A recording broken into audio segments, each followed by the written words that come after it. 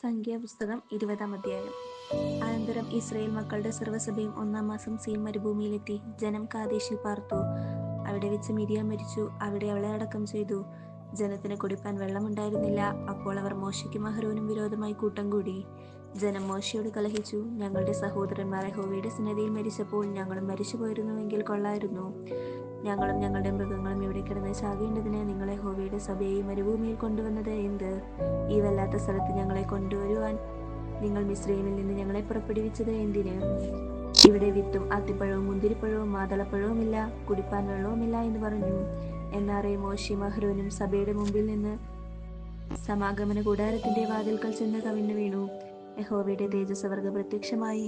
യഹോവ മോശെയോട്, നിന്റെ വടിയെടുത്ത് നീയും സഹോദരനായ അഹരോനും സഭയെ വിളിച്ചുകൂട്ടി അവർ കാൺകെ പാറയോട് കൽപ്പിക്കാം, എന്നാൽ അത് വെള്ളം തരും. പാറയിൽ നിന്ന് അവർക്ക് വെള്ളം പുറപ്പെടുവിച്ച് ജനത്തിനും അവരുടെ കന്നുകാലികൾക്കും കൊടുപ്പാൻ കൊടുക്കണമെന്ന് അരുളി ചെയ്തു.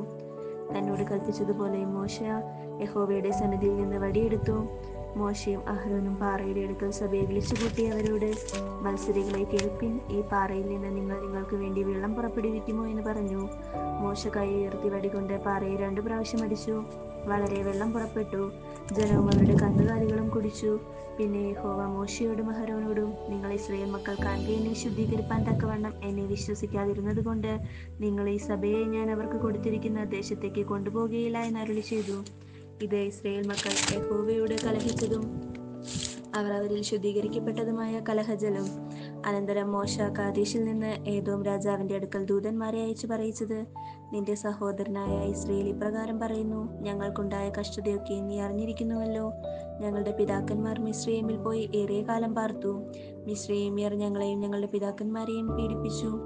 ഞങ്ങൾ യഹോവയോട് നിലവിളിച്ചപ്പോൾ അവൻ ഞങ്ങളുടെ നിലവിളി കേട്ട് ഒരു ദൂതനെ അയച്ച് ഞങ്ങളെ മിസ്രയീമിൽ നിന്ന് പുറപ്പെടുവിച്ചു. ഞങ്ങൾ നിന്റെ അതിരെങ്കിലുള്ള പട്ടണമായ കാദേശിലെത്തിയിരിക്കുന്നു. ഞങ്ങൾ നിന്റെ ദേശത്തു കൂടി കടന്നു പോകുവാൻ അനുവദിക്കണമേ. ഞങ്ങൾ വയലിലോ മുന്തിരിത്തോട്ടത്തിലോ കയറുകയില്ല, കിണറ്റിലെ വെള്ളം കുടിക്കുകയുമില്ല. ഞങ്ങൾ രാജപാതയിൽ കൂടി തന്നെ നടക്കും. നിന്റെ അതിർ കഴിയും വരെ ഇടത്തോട്ടോ വലത്തോട്ടോ തിരിയുകയുമില്ല.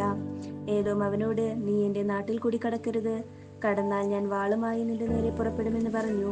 അതിനെ ഇസ്രായേൽ മക്കൾ അവനോട്, ഞങ്ങൾ പെരുവഴിയിൽ കൂടി പോയിക്കൊള്ളാം. ഞാനും എന്റെ കന്നുകാലിയും നിന്റെ വെള്ളം കുടിച്ചു പോയാൽ അതിന്റെ വില തരാം. കാൽനടയായി കടന്നു പോകണമെന്നല്ലാതെ മറ്റൊന്നും എനിക്ക് വേണ്ട എന്ന് പറഞ്ഞു. അതിന് അവൻ, നീ കടന്നു പോകരുത് എന്ന് പറഞ്ഞു. ഏദോം ബഹുസൈന്യത്തോടും ബലമുള്ള കൈയോടും കൂടെ അവന്റെ നേരെ പുറപ്പെട്ടു. ഇങ്ങനെ ഏദോം തന്റെ അതിരിൽ കൂടി കടന്നു പോകുവാൻ ഇസ്രായേലിനെ സമ്മതിച്ചില്ല. ഇസ്രായേൽ അവനെ വിട്ട് ഒഴിഞ്ഞുപോയി. പിന്നെ ഇസ്രായേൽ മക്കളുടെ സർവ്വസഭയും കാദേശിൽ നിന്ന് യാത്ര പുറപ്പെട്ട് ഹോർ പർവ്വതത്തിലെത്തി. ഏദോം ദേശത്തിന്റെ അതിരുങ്കലുള്ള ഹോർ പർവ്വതത്തിൽ വെച്ച് യഹോവ മോശെയോടും അഹരോനോടും അരുളി ചെയ്തത്, അഹരോൻ തന്റെ ജനത്തോട് ചേരും. കലഹജലത്തിങ്കൽ നിങ്ങൾ എന്റെ കൽപ്പന മറുത്തതുകൊണ്ട് ഞാൻ ഇസ്രായേൽ മക്കൾക്ക് കൊടുത്തിരിക്കുന്ന ദേശത്തേക്ക് അവർ കടക്കുകയില്ല. അഹരോനെയും അവന്റെ മകനായ എലയാസാരിനെയും കൂട്ടി അവരെ ഹോർ പർവ്വതത്തിൽ കൊണ്ടുചെന്ന് അഹരോന്റെ വസ്ത്രമൂരി അവന്റെ മകനായ എലയാസാരിനെ ധരിപ്പിക്കണം. അഹരോൻ അവിടെ വെച്ച് മരിച്ചു തന്റെ ജനത്തോട് ചേരും. യഹോവ കൽപ്പിച്ചതുപോലെ മോശെ ചെയ്തു. സർവ്വസഭയും കാൺകെ അവർ ഹോർ പർവ്വതത്തിൽ കയറി. മോശെ അഹരോന്റെ വസ്ത്രമൂരി അവന്റെ മകനായ എലയാസാരിനെ ധരിപ്പിച്ചു. അഹരോൻ അവിടെ പർവ്വതത്തിന്റെ മുകളിൽ വെച്ച് മരിച്ചു. മോശെയും എലയാസാരും പർവ്വതത്തിൽ നിന്ന് ഇറങ്ങി വന്നു. അഹരോൻ മരിച്ചുപോയി എന്ന് സഭയെല്ലാം അറിഞ്ഞപ്പോൾ ഇസ്രായേൽ ഗൃഹമൊക്കെയും അഹരോനെ കുറിച്ച് 30 ദിവസം വിലാപിച്ചു കൊണ്ടിരുന്നു. ദൈവമേ, നിനക്ക് സ്തുതിയോഗ്യമാകുന്നു.